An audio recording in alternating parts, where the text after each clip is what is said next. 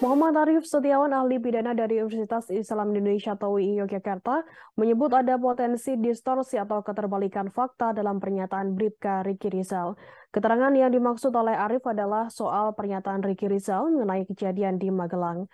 Hal itu diungkapkan oleh Arif dalam sidang ahli meringankan dengan terdakwa Bribka Riki Rizal pada Senin 2 Januari 2023.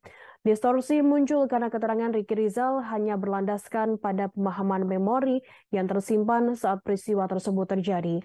Menurutnya, keterangan Riki Rizal baru dimintakan oleh penyidik maupun dalam persidangan jauh setelah peristiwa tersebut terjadi.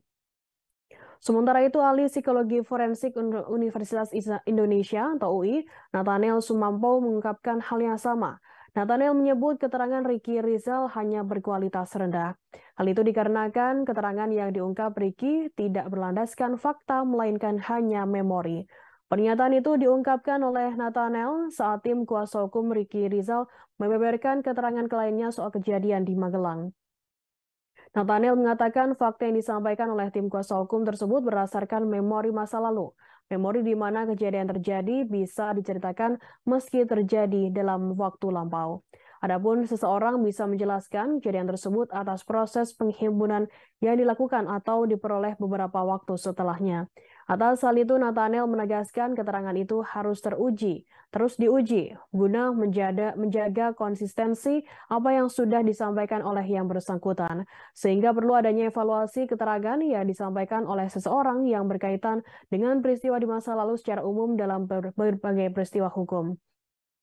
Dalam konteks psikologi forensik terdapat sebuah metode yang dilakukan, yakni dengan wawancara kepada yang terlibat dalam hal ini, Riki Rizal. Pada proses wawancara itu dijelaskan turut dilakukan dengan menggunakan metode basis bukti yang menurut Nathaniel harus didasari dengan riset. Sehingga teknik-teknik tersebut akan dianggap efektif untuk memahami apa yang terjadi di masa lalu. Oleh karena itu, karena keterangan yang diterima hanya berbasis wawancara pada peristiwa lampau, maka dirinya menyimpulkan keterangan dari Riki Rizal tersebut berkualitas rendah.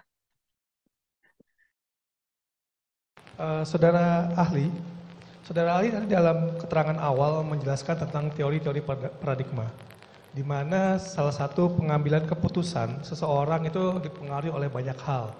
Di antaranya adalah memori masa lalu dan pendidikan ataupun ilmu-ilmu yang diajarkan kepada dia. Nah, terkait dengan hal itu, apakah itu berpengaruh dengan pengambilan keputusan dalam situasi yang tidak biasa yang dilakukan oleh seseorang? Ya. Baik, terima kasih. Ketika kita bicara pengambilan keputusan, ketika seseorang dalam kondisi emosi yang negatif yang sangat intens, maka kemudian kemampuan yang bersangkutan untuk mengambil keputusan secara rasional itu akan lebih menurun, gitu Mas. Itu secara umumnya. Namun ketika kemudian kaitannya dengan memori ini adalah berkaitan dengan bagaimana seseorang misalnya dalam kaitannya dengan memberikan keterangan tentang apa yang terjadi. Gitu ya. Memang yang disampaikan sebenarnya kan berbasis memori. Ya, basis memori. Tapi memori ini juga memang bisa dikatakan rentan error, rentan mengalami distorsi. Seperti. Nah, dalam pengambilan keputusan, ketika kemudian suasana emosi sudah lebih relatif teratasi, maka pada individu dia bisa kemudian mempertimbangkan banyak hal. Dia bisa melihat apa sebab, apa akibat, apa konsekuensi positif, konsekuensi negatif, pro kontra dan sebagainya. Terima kasih sudah nonton. Jangan lupa like, subscribe, dan share ya.